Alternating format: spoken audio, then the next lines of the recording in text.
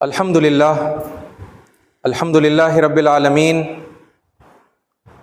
वस्सलातु वस्सलामु अला रसूलिहिल अमीन व अला आलिहि व अस्हाबिहि अजमाइन अम्मा बाद। मोहतरम सामीन, अस्सलामु अलैकुम व रहमतुल्लाहि व बरकातुहू। फ़अऊज़ु बिल्लाहिस समीइल अलीम मिनश शैतानिर रजीम। बिस्मिल्लाहिर रहमानिर रहीम। या अय्युहन्नासुत्तक़ू रब्बकुमुल्लज़ी ख़लक़कुम मिन नफ़्सिन वाहिदा व ख़लक़ मिन्हा ज़ौजहा व बस्स मिन्हुमा रिजालन कसीरन व निसाअ वत्तक़ुल्लाहल्लज़ी तसाअलून बिही वल अरहाम इन्नल्लाह कान अलैकुम रक़ीबा। सदक़ल्लाहुल अज़ीम व सदक़ रसूलुहुन नबियुल करीम व नहनु अला ज़ालिका मिनश शाहिदीन। सबसे बेहतरीन तारीफ़ें सज़ावार हैं अल्लाह रब्बुल आलमीन के लिए, जो मेरा और आपका और इस पूरी कायनात का तन्हा खालिक, मालिक, राज़िक़ और परवरदिगार है। और हज़ारों लाखों सलातो सलाम हो अल्लाह के तमाम पैगंबरों पर और अल्लाह के आखिरी पैगंबर हज़रत मोहम्मद मुस्तफ़ा सल्लल्लाहु अलैहि वसल्लम पर, जिन्होंने अल्लाह का पैगाम अल्लाह के बंदों तक पहुँचाया और उसका हक़ अदा किया। अजीज़ साथियों, अपने हालात को सुधारने की खातिर अल्लाह ताला की बताई हुई शर्त को, कंडीशन को पूरा करते हुए उन तकाज़ों का हम जायज़ा ले रहे हैं जिनको पूरा करने की वजह से उम्मीद है कि हमारा शुमार ईमान वालों में, मोमिनों में होगा और अल्लाह ताला हमें सरबुलंदी और ऊंचाई और हमारे हालात में बेहतरी और सुधार पैदा करेगा। इसी ज़िमन में आपके सामने मैंने एक खुसूसी पहलू पर पिछले 2 जुमों में बातचीत की है और उसी के तसलसल में अब हम आगे कुछ बात करने जा रहे हैं। अल्लाह ताला ने कुरान मजीद में सारे इंसानों का रिश्ता जोड़ते हुए इस बात की इत्तला दी है कि सारे इंसान एक ही माँ बाप की औलाद हैं। ये जो खूनी रिश्ता है ये यूनिवर्सल है, या आप ग्लोबल कहिए तो ग्लोबल ब्रदरहुड, यानी सारे आलम के इंसान आपस में भाई हैं। ये तालीम अल्लाह ताला कुरान मजीद में देता है। और जैसा मैं आपके सामने ये बात बार बार दोहराता आया हूँ कि कुरान मजीद की जो तालीमात हैं ये कोई अनोखी और पहली मर्तबा दी जाने वाली तालीमात नहीं है, बल्कि अल्लाह ताला ने जब इंसानों को पैदा किया और इस दुनिया में भेजा तो उनकी हिदायत का हमेशा से अल्लाह ताला ने इंतज़ाम किया। और जब जब इंसानों ने अल्लाह की भेजी हुई हिदायत को भुला दिया या गुमा दिया या फिर अमदन उसमें मिलावट कर दी और हक़ और बातिल को खलत मलत कर दिया, या फिर हक़ को जानबूझकर बाज़ लोगों ने जब छुपा दिया और दूसरों के लिए उस हक़ का फिर दरियाफ्त करना, खोज कर निकाला मुमकिन ना रहा, तो अल्लाह ताला ने अपने पैगंबर भेजे ताकि लोगों को वो हिदायत से रोशनास किया जाए, उनको बताया जाए कि रब की तरफ से आने वाली सच्ची हिदायत कौन सी है, ताकि वो इंसान बने, ताकि उनके अंदर इंसानियत पैदा हो और वो इस दुनिया की आर्जी ज़िंदगी को खुश अखलाक़ी के साथ, बेहतरीन किरदार के साथ, लोगों की खैरखाही के अंदर उनकी मदद करते हुए खुशहाल तरीक़े से गुजार सकें और वो अपने आप को गंदगी से और बुराइयों से और लोगों की हक़ तलफ़ी से और उनके ऊपर दस्त दराजी से, है ना, उनके हक़ मारने से वो बाज रहे। ये तालीमात को जो है याद दिलाकर एक इंसान को अच्छा इंसान बनाने की जो है ये जो पूरा अरेंजमेंट है ना, ये अल्लाह ताला ने बार बार रखा है।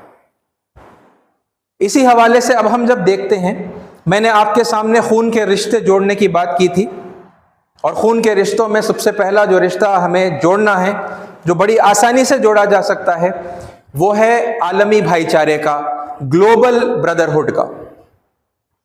ये बात आम तौर पर मुसलमान तो जानता ही है अपने अंदाज में और अपने हल्के में, आम तौर पर, मैं कह रहा हूँ आम तौर पर, है ना, ये बात मुसलमान जो है इससे वाकिफ़ हैं कि सारी इंसानियत के माँ बाप एक ही जोड़ा है, एक ही कपल है, एक ही माँ बाप हैं, है ना।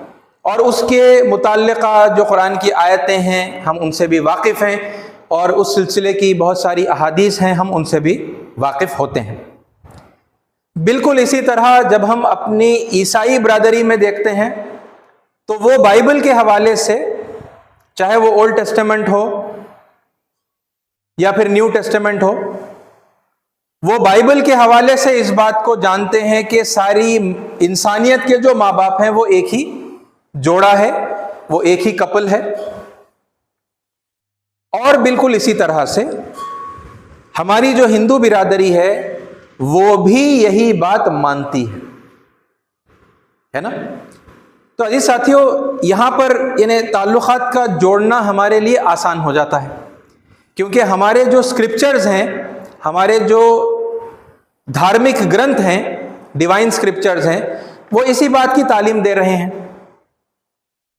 और वैसे तो आमतौर पर यानी वो एविडेंसेस के साथ में, दलीलों के साथ में इस बात का इल्म न रखने के बावजूद इन जनरल कॉमन लोगों को, यानी कॉमन मुस्लिम को, कॉमन क्रिश्चियन को, कॉमन हिंदू को भी इस बात का इल्म है कि हमारे माँ बाप एक हैं।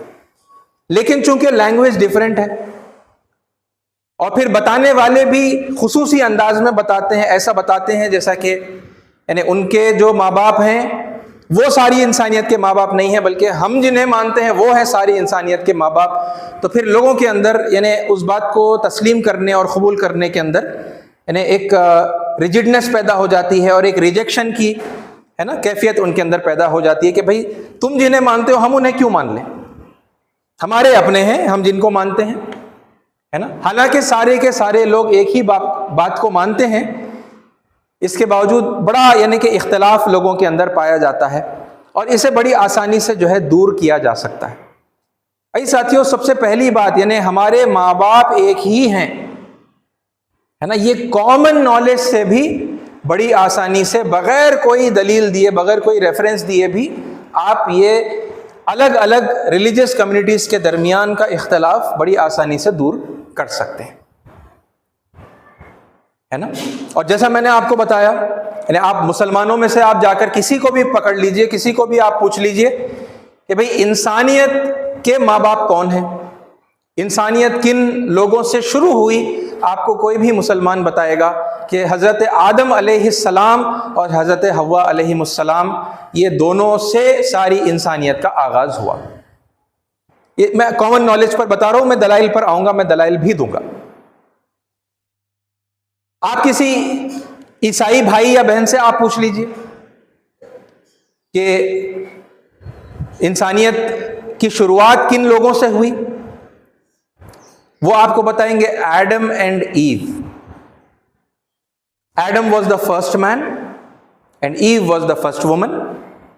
ठीक है, सबसे पहले आदमी एडम थे और सबसे पहली खातून ईव थी, और सारी इंसानियत उन्हीं की औलाद हैं। ये आपको कोई भी ईसाई बताएगा।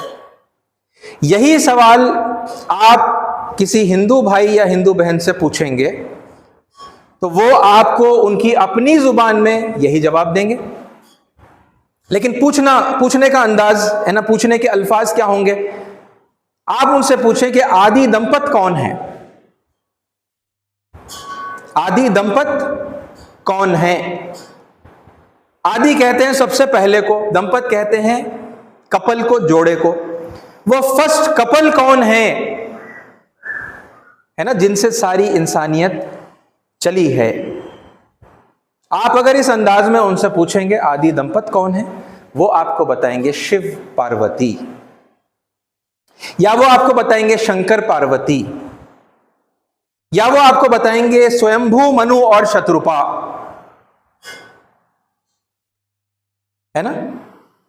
यानी एक ही सवाल तीन अलग अलग मजहबी ग्रोहों से, मजहबी ग्रोह के लोगों से किया गया और आपको तीन जवाब आ रहे हैं। मुसलमानों ने कहा आदम और हव्वा अलैहिमुस्सलाम। अलैहिमुस्सलाम का मतलब may peace be upon them, उन पर परमेश्वर की शांति हो।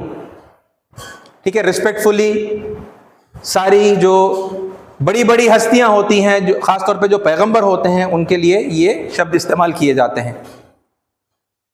ओके, वरना मतलब सिंपल में कहेंगे आदम और हव्वा। ईसाइयों ने कहा एडम एंड ईव, और यहां पर हमारे हिंदू भाइयों ने कहा शिव और पार्वती या शंकर पार्वती। अब क्या ये कोई बहुत मुश्किल बात है इस बात को मुतय्यन करना कि भाई ये जिस फर्स्ट कपल को आदम और हव्वा कह रहे हैं, ये वही है जिन्हें ईसाई एडम एंड ईव कह रहे हैं, और ये वही है जिसे हमारे हिंदू भाई शिव और पार्वती या शंकर पार्वती कह रहे हैं? क्या ये इतना मतलब उलझा हुआ और यानी सॉल्व करने के लायक नहीं, मतलब इतना कॉम्प्लिकेटेड मसला है क्या ये? तो पता चलता है कि नहीं भाई, लोग अपनी अपनी जुबान में उस फर्स्ट कपल को जानते हैं, है ना, और तवातुर के साथ में, है ना, पूरी कंटिन्यूटी के साथ में उनके पास वो परंपरा, वो रिवायतें चली आ रही हैं, वो ट्रेडिशंस चली आ रही हैं, और वो आज भी वही बात को मानते, चाहे उनके पास कोई स्क्रिप्चरल एविडेंस हो या ना हो। आम है ना, कॉमन नॉलेज में ये बात। अच्छा, एडम एंड ईव को आदम और हव्वा से जब कंपेयर करते हैं तो यानी अच्छा सिमिलैरिटी ज्यादा है। आदम ही को एडम कहा गया, हव्वा ही को ईव कहा गया।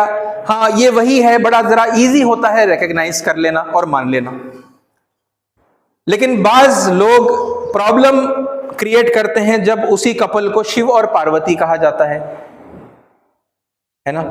और चूंकि मैं इस मैदान में हूं, मैं लोगों से इंटरैक्ट करता हूं, तो ऐसे ऐसे रिस्पॉन्सेस भी मेरे पास आए हैं कि भाई ये शिव पार्वती कौन है हम नहीं जानते, ये मिथ है और माइथोलॉजी है ना, अफसाने हैं। और आपको गैर जरूरी अफसानों को लाकर, है ना, इस्लाम की तालीमात के ऊपर थोपने की और उनको सिद्ध करने की, उनको साबित करने की जो है कोई जरूरत नहीं है ना। हमारे पास जो है वो काफी है, वो सारी इंसानियत की हिदायत के लिए भी काफी है, लिहाजा हम वहां नहीं जाएंगे, हम वहां से कोई कंपेयर नहीं करेंगे। क्यों? क्योंकि वो मिथ है, वो माइथोलॉजी है। ये रवैया दरअसल हठधर्मी का रवैया है, और जो लोग कुरान के मिजाज से, या फिर मैं यूं कहूं अल्लाह के मिजाज से जो लोग वाकिफ नहीं हैं, क्योंकि अल्लाह ही ने लोगों को जोड़ने का, उनको बुलाने का और सिमिलैरिटीज को मुकद्दम रखकर पेश करने का जो है जो सलीका है वो अल्लाह ताला ने सिखाया है। और अल्लाह के जो आखिरी पैगंबर है, वैसे सारे पैगंबरों ने यही काम किया, सारे ऋषियों ने यही काम किया, और मुसलमान जिन्हें मानते हैं आखिरी पैगंबर की हैसियत से हजरत मोहम्मद मुस्तफ़ा सल्लल्लाहु अलैहि वसल्लम, मोहम्मद सल्लल्लाहु अलैहि वसल्लम ने भी यही तरीका सिखाया है। लेकिन उस तरीके से जब लोग वाकिफ नहीं होते हैं और एक सुपीरियरिटी कॉम्प्लेक्स के अंदर मुब्तला होते हैं, अपने आप को बरतर साबित करने की फिक्र में होते हैं, तो फिर वो ये इतनी सिंपल सी और इतनी यानी कि इनडिस्प्यूटेबल जो सिमिलैरिटीज हैं, है ना, उनको भी वो रिजेक्ट कर देते हैं। और बहरहाल उनके पास वो तर्क होता है कि भाई वो मिथ है, माइथोलॉजी है, तो लिहाजा मतलब हम उनको गैर जरूरी जाकर उनको लेना, उनको रिफर करना, उनको फिर एक्सेप्ट भी कर रहे हैं, और फिर आप कंपेयर भी कर रहे हैं, है ना। किससे कंपेयर कर रहे हैं आप? वो तालीमात को जो कुरान से आप कंपेयर कर रहे हैं, तो लिहाजा ये तो हम बर्दाश्त नहीं करेंगे। अजी साथियों, ये रवैया सरासर कुरान मजीद के खिलाफ जाता है। कॉमन सेंस की बात है कि हर कम्युनिटी ये मानती है कि इंसानियत की शुरुआत एक कपल से हुई। अब ये कोई तीन डिफरेंट कपल्स तो नहीं हो सकते कि भाई एक कपल से मुसलमानों की नस्ल चल पड़ी और फिर दूसरे कपल से कोई ईसाइयों की नस्ल, है ना, चल पड़ी, और फिर तीसरा एक कपल है और वहां से जो है हिंदुओं की जो है जो नस्ल है वो चल पड़ी। हर कोई कह रहा है कि एक ही कपल है, तो फिर ये एक ही कपल है, और सारी इंसानियत, और हर कोई ये भी कह रहा है कि सारी इंसानियत उन्हीं से चल पड़ी, है ना। तो फिर अजीज साथियों, ये इतनी सिंपल सी बात है ना, कि ये एक ही कपल है, और इनके होने की जो तालीमात हैं वो हर एक के पास पाई जाती हैं, और जब ये पाई जाती हैं और हमने ये कंपेयर कर लिया, इतनी सी फ्लेक्सिबिलिटी अगर हमने अपने अंदर पैदा कर ली कि अच्छा उस कपल को शिव और पार्वती भी कहा जाता है, उस कपल को शंकर और पार्वती भी कहा जाता है, या फिर जैसा मैंने आपको एक और नाम बताया स्वयंभू मनु और शत्रुपा भी कहा जाता है। फिर मतलब हर लैंग्वेज में उनके लिए कुछ मुख्तलिफ नाम है, लेकिन कपल तो वही है जिसे पुकारा जा रहा है ना, जिससे सारी इंसानियत चल पड़ी है। ये बात तस्लीम कर लेना कितना आसान है, और ये तस्लीम करने से आपका सबसे पहला खून का रिश्ता जो सारे इंसानों के साथ, यानी यहां पर अब आपको ज्योग्राफिकल बाउंड्री से भी आप महदूद नहीं हो जाते, बल्कि ग्लोबली आप दुनिया के किसी भी कोने में चले जाइए, आप लोगों से अपने इस खून के रिश्ते को बताकर उनसे ताल्लुक जो है आप कायम कर सकते हैं। खून का रिश्ता है, कॉमन नॉलेज से, है ना। बस आप ये पूछ लें आदि दंपत कौन है अपने हिंदू भाई बहनों से, वो आपको बताएंगे। भाई साथियों, ये रहा कॉमन नॉलेज के साथ में ये सबसे पहले रिश्ते का तय होना। अब उसके बाद में जरा स्क्रिप्चरल नॉलेज पर भी हम आ जाएं, कुछ हम एविडेंसेस की भी बात कर लें, ठीक है, क्योंकि हम वो लोग हैं और हमें ऐसा मतलब ऐसे किस्म के मतलब लोग हमें बनना चाहिए जो इल्म की बुनियाद पर फैसले करते हैं और ब्लाइंडली फॉलो नहीं करते किसी बात को, है ना।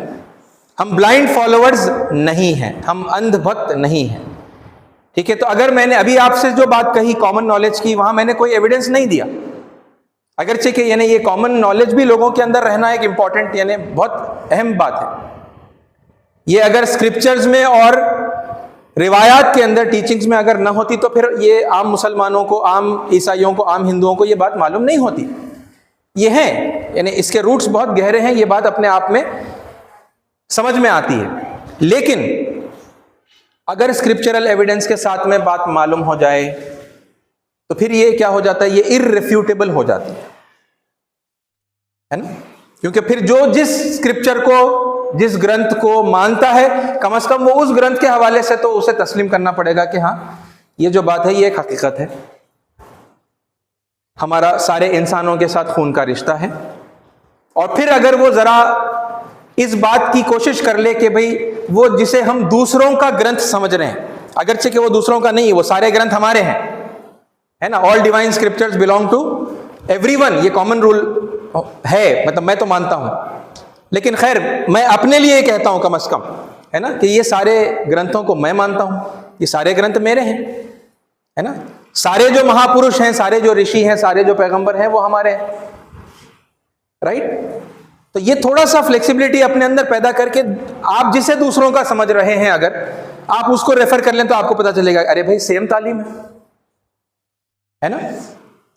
और आप जब ये जानते हैं कि अल्लाह का दीन हमेशा से एक ही रहा, धर्म हमेशा से एक ही रहा, है ना, हर पैगंबर ने आकर धर्म की पुरानी सच्ची तालीमात को ही जिंदा किया है, रिन्यू किया है, याद दिलाया है, तो फिर ये कोई आश्चर्य की और अचंभे की, है ना, कोई बात नहीं बाकी रह जाएगी। यानी ये तो तस्दीक की बात हो जाएगी कि भाई कुरान कह रहा है कि कुरान आपको पुरानी जो सच्ची तालीमात है वो रिमाइंड करने के लिए आया। देखो वो रिमाइंडर आज भी मौजूद है बाइबल के अंदर, और आप और प्राचीन ग्रंथों में चले जाएंगे तो वो आज भी मौजूद है, वेदों में होगा, उपनिषदों में होगा, गीता में होगा, या और जो दूसरी रिलीजियस टेक्स्ट हैं वहां पर होगा, हो सकता है पुराणों में होगा, यानी कुरान ही की बात की तस्दीक होती है ना। तो हम एविडेंसेस भी देख लें। मैं आपको सबसे पहले एविडेंस पेश कर रहा हूं बृहद आरण्यक उपनिषद का, और इसका रेफरेंस नंबर है 1:4:3। ये भी आप याद रखें, देखिए सीक्वेंस में अगर हम सबसे पुराने जो ग्रंथ माने जाते हैं उनमें से पहले कोट करें, उसके बाद में जो उसके बाद जो आए हैं उनको हम कोट करें, और फिर उसके बाद में जो आखिर में आया है हम उसको कोट करें, है ना। ये भी एक यानी लॉजिकल सीक्वेंस होगी, सबसे प्राचीन सबसे पहले हम कोट करें और फिर सबसे आखिर में जो आए हैं उसको हम सबसे आखिर में कोट करें। आइए साथियों सुनिए, बृहद आरण्यक उपनिषद 1:4:3 के अंदर, अब उपनिषद वेद हैं, हमारी हिंदू ब्रादरी के पास जो कलाम इलाही, देववाणी, ईशवाणी माना जाता है, ठीक है। वेदों के साथ उपनिषद भी और भगवत गीता भी, ये 3 यानी स्क्रिप्चर्स के सेट्स हैं जो डिवाइन है ना, इल्हामी माने जाते हैं। ओके, फिर हम अगर बात करेंगे बाइबल की तो उसमें ओल्ड टेस्टामेंट है, न्यू टेस्टामेंट है, तौरात और इंजील है ना, हम अरबी में उसे कहते हैं। तो ये हमारे यहूदी और ईसाई भाइयों के पास ये यानी ये किताबें हैं, इन्हें वो भी डिवाइन मानते हैं, हम भी जानते हैं कि वो डिवाइन स्क्रिप्चर्स हैं। और फिर कुरान मजीद जिन पर मुसलमान ईमान लाए हैं है ना, वो उसे अल्लाह का आखिरी कलाम मानते हैं, उसे डिवाइन जो है माना जाता है। मैं तीनों एविडेंसेस दे रहा हूं ताकि देखने वाले वो कंपेयर भी कर लें, अपने स्क्रिप्चर को भी देख लें, वो खुद जिसे वो खुद मानते हैं, और फिर वो जिसे दूसरों का स्क्रिप्चर समझते हैं वो वहां पर भी चेक कर लें, है ना, ताकि एविडेंस के साथ में समझ में आ जाए कि ये जो तालीम है ये स्क्रिप्चरल एविडेंस के साथ में हर जगह पर पाई जाती है ना, ये मोहब्बत की, ताकि रिश्ते जोड़े जाए ना। हमारा मकसद है कि हम रिश्ते आपस में जोड़ लें। बहरहाल ये देखिए, बृहद आरण्यक उपनिषद का ये मैं पढ़ रहा हूं आपके सामने तर्जुमा इंग्लिश के अंदर। Verily he had no delight, therefore one alone has no delight, यानी उनको कोई खुशी, ये यहाँ जिक्र हो रहा है तख्लीक का, है ना, आदम अलैहिस्सलाम या शिवजी या स्वयंभू मनु है ना, जिनको कहा गया है, तो सबसे पहले उनको बनाया गया था, लेकिन अब वो अकेले थे, है ना, और उनका कोई साथी नहीं था, लिहाजा उनका कहीं मन नहीं लग रहा था, है ना। तो उससे ये बात समझ में आती है कि अकेले इंसान का मन जो है आमतौर पर नहीं लगता। He desired a second, उन्होंने एक दूसरे की तमन्ना की, ख्वाहिश की। He was indeed as large as a woman and a man closely embraced, वो खुद अकेले इतने बड़े थे जैसा कि एक मर्द और एक औरत अगर साथ में हो तो कितने बड़े होते हैं, उतने बड़े वो थे, है ना। साथ में अगर वो लिपटे हुए हैं तो कितने बड़े होंगे, उतने बड़े वो थे।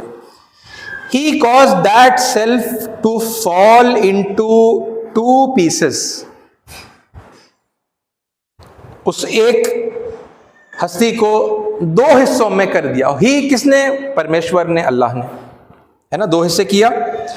There from arose a husband, पति, फिर ये जो 2 हिस्से हुए उसमें से एक जो उठा वो पति था, एंड अ वाइफ, पत्नी।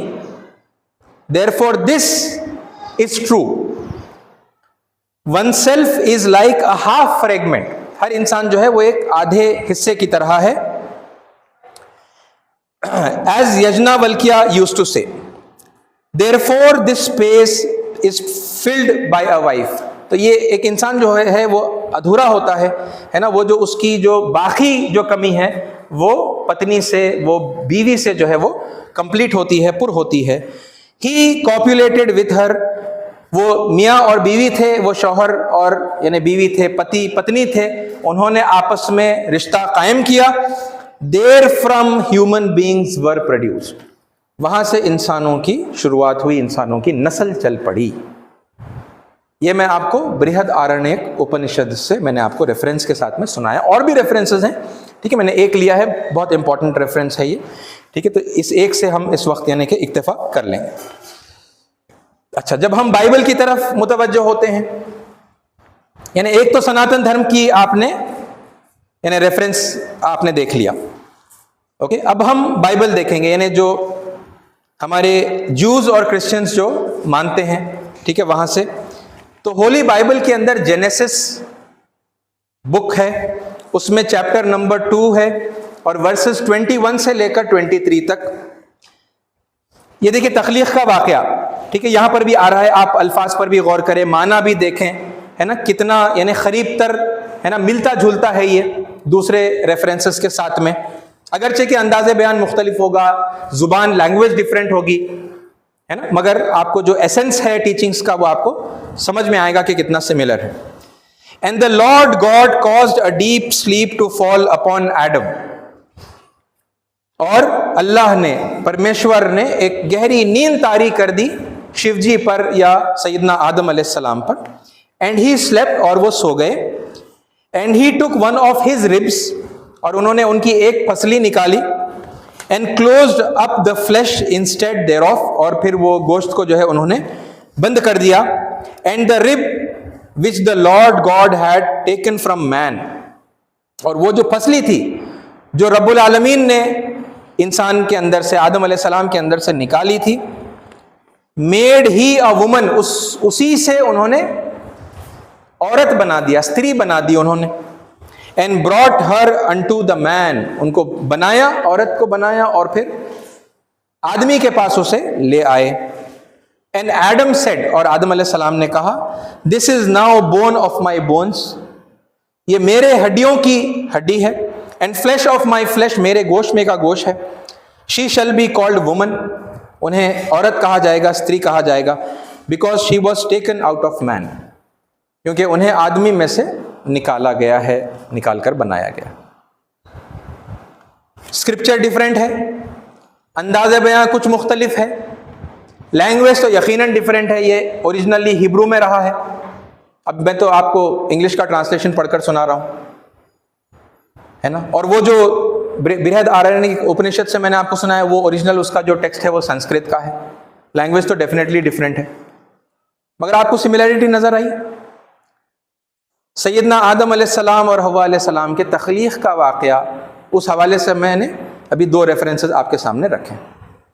और एक देख लें, कुरान मजीद में 4:1 के अंदर मैंने इब्तिदा में भी आयत आपके सामने तिलावत की थी।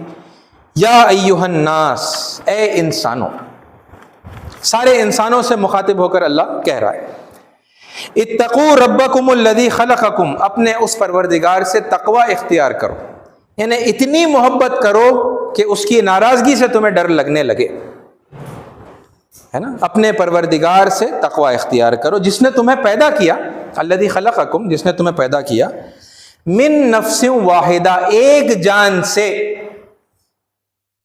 किसे पैदा किया? एक जान से।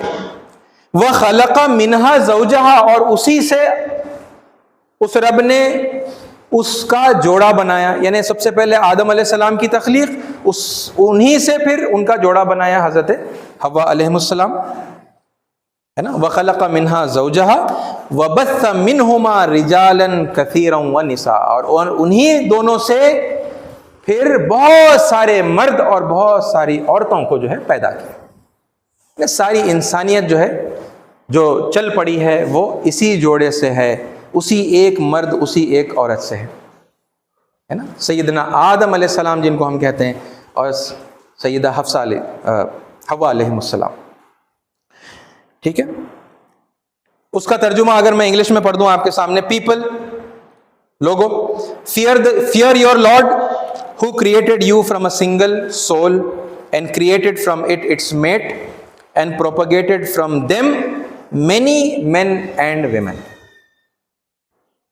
ऐ साथियों, अलग अलग स्क्रिप्चर्स हैं, बात वही बताई जा रही है, हमारे माँ बाप एक ही हैं, है ना।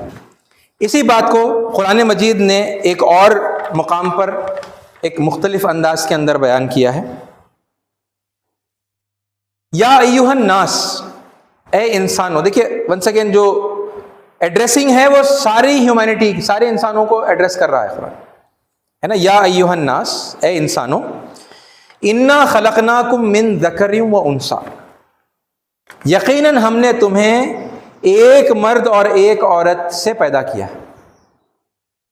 First man, first woman, Adam और Hawwa, Adam and Eve, Shiva Parvati या शंकर पार्वती या स्वयंभू मनु शत्रुपा, है ना। आप जो जिस नाम से आप चाहें आप पुकारें, हमने तुम्हें एक मर्द और एक औरत से पैदा किया। व जअलनाकुम शुऊबन व कबाइला लिताअरफू, और हमने तुम्हें कौमों में और बिरादरियों में तकसीम किया। हमने किया है, अल्लाह का कह रहा है कि हमने तकसीम किया है तुम्हें, हमने तुम्हें डिस्ट्रीब्यूट किया है। And we divided you into nations and tribes, क्यों? लिताअरफू, ताकि तुम एक दूसरे के लिए आसानी से पहचाने जाओ, टू इंट्रोड्यूस योरसेल्फ।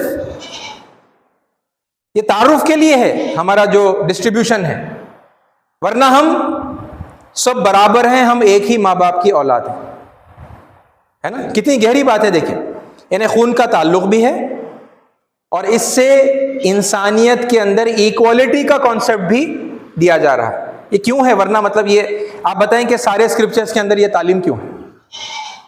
इसलिए है ना, ताकि हमारा खून का ताल्लुक है ये लोगों को मालूम होगा तो वो फिर कायम करेंगे, है ना। चाहे वो जिस धर्म से ताल्लुक रखने वाले हों, मुसलमानों को देखेंगे तो अपना खूनी रिश्तेदार समझेंगे, ईसाइयों को देखेंगे तो भी ऐसे ही समझेंगे, हिंदुओं को देखेंगे तब भी ऐसे ही समझेंगे, सिखों को देखेंगे, यहूदियों को देखेंगे, है ना, बुद्धिस्ट को देखेंगे, दहरियों को देखेंगे, जो खुदा को नहीं मानते उनको भी देखेंगे। तो आपको तो पता है ना, अगरचे कि साइंस भी अब ये बात बता रही है, साइंस भी ये बात बता रही है कि सारी इंसानियत जो है एक ही जोड़े से ओरिजिनेट हुई है। आप जो जीन्स हैं, डीएनए है, वो लेकर मतलब जब तलाश करते चले गए तो फिर पता चला कि भाई वो जाकर जो है सारे इंसानों का एक ही माँ बाप से जो है जाकर मिलता है। तो जी साथियों, लोगों को देखेंगे तो अरे ये अपने लोग हैं, ये कैफियत है ना, ये मोहब्बत आपके दिल में पैदा होगा। अच्छा, फिर डिस्ट्रीब्यूशन भी है, कुछ इख्तलाफ भी है, कुछ अलग अलग भी हैं हम लोग, डाइवर्सिटी भी है ना, अलग अलग कौम के हम अपने आप को समझते हैं, अलग अलग मुल्कों से हमारा ताल्लुक है, फिर अलग अलग ख़ानदान भी है, बिरादरियां भी हैं। तो फिर ये जो डिफरेंस है ये क्या है और क्यों है? अल्लाह ताला बता रहा है कि हमने किया है ये तुम्हारी तकसीम, तुम्हारा डिस्ट्रीब्यूशन। वजअलनाकुम, हमने किया है तुमको अलग अलग, है ना, शुऊबन व कबाइला, नेशंस एंड ट्राइब्स, लितारफू, रीजन बताया गया, लितारफू, फॉर योर इंट्रोडक्शन, ताकि आपका तारुफ हो। और फिर आगे फरमाया इन्ना अक्रमकुम इंदल्लाहि अत्काकुम, अल्लाह की नजर में, परमेश्वर की निगाहों में, है ना, इन गॉड साइट, तुम में से सबसे ज्यादा इज्जत वाला, इकराम वाला, the most respectable in the site of God among you is who, कौन है वो सबसे ज्यादा इज्जत वाला? अत्काकुम, इन्ना अक्रमकुम इंदल्लाहि अत्काकुम, जो सबसे ज्यादा अल्लाह से मोहब्बत करके गुनाहों से बचता है, दूर रहता है। इतना मोहब्बत करता है कि अल्लाह की नाराजगी से उसे डर लगता है और वो गुनाहों से इसीलिए दूर रहता है, वो अच्छा इंसान बनता है। वो है सबसे ज्यादा इज्जत वाला परमेश्वर की निगाहों में, अल्लाह की नजरों में, है ना। तो डिस्ट्रीब्यूशन का भी रीजन समझ में आ गया, है ना, और ये भी समझ में आ गया कि हमारा खून का रिश्ता है, और जब एक ही माँ बाप का खून सारे इंसानों में जब दौड़ रहा है तो फिर कोई ऊंची जाति का, कोई नीची जाति का, कोई बरतर और कोई कमतर हो सकता है क्या जन्म के आधार पर, पैदाइश की बुनियाद पर? नहीं हो सकता। सबके अंदर वही खून बह रहा है। तो फिर खून के एतबार से जन्म के आधार पर सब बराबर हैं, है ना। तो जब बराबर हैं तो फिर हमें एरोगेंट बनने का, है ना, तकब्बुर के अंदर आने का और दूसरे को कमतर समझने का, है ना, उसे कुचलने का, दबाने का कोई अधिकार, कोई हक नहीं पहुंचता, है कि नहीं? यही बात आप देखें, एक हदीस के अंदर अल्लाह के नबी सल्लल्लाहु अलैहि वसल्लम ने, मोहम्मद सल्लल्लाहु अलैहि वसल्लम ने इरशाद फरमाया, मसनद अल बज़्ज़ार की हदीस है, उसका रकम है 2938, अन हुज़ैफ़ा रज़ियल्लाहु अन्हु क़ाला क़ाला रसूलुल्लाह सल्लल्लाहु अलैहि वसल्लम। हुज़ैफ़ा रज़ियल्लाहु अन्हु हुजूर के एक सहाबी हैं, कंपेनियन ऑफ द प्रॉफिट। वो कह रहे हैं कि मोहम्मद सल्लल्लाहु अलैहि वसल्लम ने, रसूलुल्लाह सल्लल्लाहु अलैहि वसल्लम ने कहा, ओके, क्या कहा? कुल्लुकुम बनी आदम, तुम सब के सब आदम की संतान हो, आदम की औलाद हो। वह आदमु खुलिक़ मिन तुराब, और आदम को मिट्टी से पैदा किया गया है।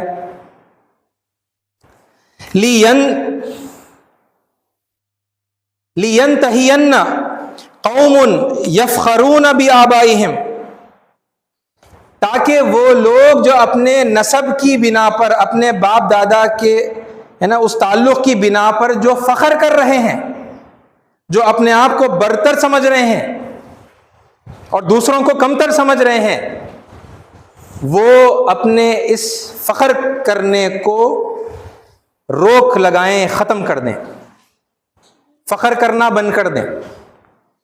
वरना क्या होगा, औ लयकूनन्ना अहवन अलल्लाहि मिनल जालान, या फिर होगा ये कि वो एक कीड़े की टट्टी से भी हकीर हो जाएंगे अल्लाह ताला की निगाह में।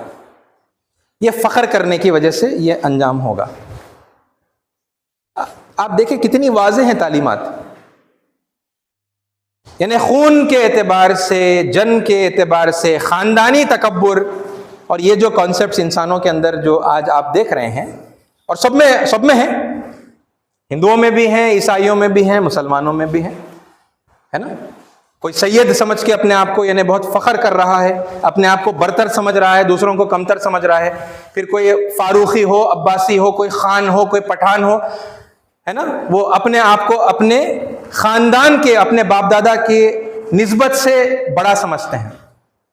मना किया गया था साफ तौर पर, और अंजाम भी बताया गया था, है ना। और ये किस बुनियाद पर ख़त्म करने के लिए कहा गया, ये तफख्खुर करना, ये फ़ख्र करना कि तुम्हारे माँ बाप एक ही हैं, सब के सब आदम की औलाद हो, आदम अलैहिस्सलाम को मिट्टी से बनाया गया है।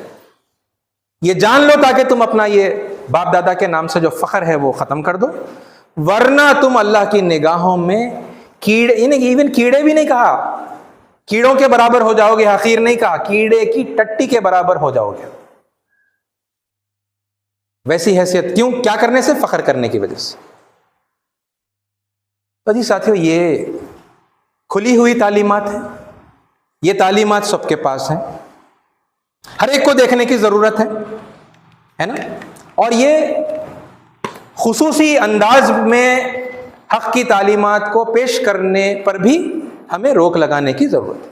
वह हक सिर्फ हमारे पास है ना। एक सुपीरियरिटी कॉम्प्लेक्स में आ रहे हैं, उसकी वजह से तकब्बुर भी पैदा हो रहा है, दूसरे को हकीर भी समझ रहे हैं, और ये डिक्लेयर भी कर रहे हैं कि भाई किसी के पास कोई हिदायत नहीं है सिवाय हमारे पास ही है हिदायत। और ये कहकर यानी सिर्फ एक नाहक बयान नहीं हो रहा, बल्कि ये एक तोहमत है जो अल्लाह पर लगाई जा रही है। ये इल्ज़ाम है अल्लाह पर लगाया जा रहा है कि भाई अल्लाह ने किसी को कोई तालीम नहीं दी, और दी भी है तो उसकी कोई हिफाजत अल्लाह ने नहीं की। अब बस एक आखिरी हिदायत आपके पास जो है मुसलमानों के पास आई हुई है, उसके अलावा दुनिया में कहीं कोई हिदायत पाई ही नहीं जाती। ये दरअसल एक इल्ज़ाम है जो फिर अल्लाह पर लगाया जा रहा है। तालीमात सबके पास हैं, सबको देखने की ज़रूरत है ना। और ये उमूमी अंदाज के अंदर, यानी आप जो कहने सुने तो सही लोग क्या कह रहे हैं, और उनकी अपनी भाषा में, उनकी अपनी ज़ुबान में वो कह रहे हैं, उसे सुने और फिर वहीं से हम समझें, है ना, वो क्या कहना चाह रहे हैं। और फिर आप देखें कि वो जो तालीमात हैं उसका जो एसेंस है, क्या वो आपके पास नहीं पाया जाता, जिसे आप हक समझकर मानते हैं, उससे वो मैच होता है या नहीं, मैच हो रहा है। तो फिर लोगों के अंदर इतनी नफरत क्यों है, क्योंकि वो ये या तो हक जानते नहीं हैं, या फिर जानते भी हैं तो उसे कम्युनल अंदाज में जानते हैं, है ना, और सुपीरियरिटी कॉम्प्लेक्स के अंदर आकर खुसूसी अंदाज में पेश करते हैं, दूसरों के ऊपर थोपते हैं। यानी ये कहना, आप जरा सोचिए इस बात को, ये कहना हमारे हिंदू भाइयों से कि वो शिव पार्वती माइथोलॉजी है, और आप आदम और हव्वा अलैहिस्सलाम को फर्स्ट कपल की हैसियत से देखो, आप मान लीजिए जिन्हें हम मानते हैं, ये हक को जबरदस्ती, यानी उनके पास जो हक है उसको नकार कर, ये आप अपनी तरफ से हक उनको पेश करके आप क्या करना चाहते हैं, आप डोमिनेट करना चाहते हैं ना, आप सुपीरियरिटी, अपना एक कॉम्प्लेक्स वहां पर कायम करना चाहते हैं, अपनी बढ़ाई, हक दे रहे हैं आप, बड़े है ना, एहसान करें लोगों पे, आप हक दे रहे हैं, वो बेचारे उनके पास कुछ नहीं है, वो है ना, वो हक ले रहे हैं आपके पास से। ये गैर जरूरी की हरकतें हैं, है ना, जिसकी वजह से फिर आपको रिएक्शन नहीं तो फिर क्या आएगा। यानी ये कौम इतनी बुर्दुबार है, तो आप देख रहे हैं कि आज भी है ना, वो बहुत सलीके से, बहुत मोहब्बत के साथ में आपकी ऐसी ही पेश करदा बातों को फिर भी सुनती भी है। लेकिन अब उनमें से ऐसे लोग खड़े होना हो चुके हैं, वो खुद से भी खड़े नहीं हो रहे। मैं बार बार आपके सामने ये बात रख रहा हूं, अल्लाह उन्हें खड़ा कर रहा है ना, क्योंकि आप जिस तरीके से गलत अंदाज में चीज़ों को पेश करते हैं, उससे अल्लाह का मिस रिप्रेजेंटेशन होता है, रिप्रेजेंटेशन नहीं, मिस रिप्रेजेंटेशन होता है। आप कुरान के रिप्रेजेंटेटिव बन के आप कुरान को फिर मिस रिप्रेजेंट करते हैं। आप मोहम्मद सल्लल्लाहु अलैहि वसल्लम का नाम लेते हैं तो फिर आप उस अंदाज में पेश करने की वजह से आप मोहम्मद सल्लल्लाहु अलैहि वसल्लम को भी मिस रिप्रेजेंट करते हैं। और फिर लोगों की नफरतें आप पर भी आती हैं, आपके ऊपर से, फिर चूंकि आप वहां हवाला दे रहे हैं कुरान का, आप हवाला दे रहे हैं मोहम्मद सल्लल्लाहु अलैहि वसल्लम का, अल्लाह का, तो फिर उनकी नफरतें फिर वहां जाती हैं। वो मोहम्मद सल्लल्लाहु अलैहि वसल्लम से नफरत करते हैं क्योंकि वो समझते हैं कि ये बेतुके अंदाज में, है ना, ये सुपीरियरिटी कॉम्प्लेक्स में मुब्तला होकर, घमंड में मुब्तला होकर बात करना, ये इनको कुरान ने सिखाया है, ये इनको मोहम्मद सल्लल्लाहु अलैहि वसल्लम सिखाते हैं, क्योंकि वो तो हमें देख रहे हैं ना। अल्लाह ताला इस मिस रिप्रेजेंटेशन को अब बंद करना चाहता है, लिहाजा अब वो वहां से लोगों को उठा रहा है ना।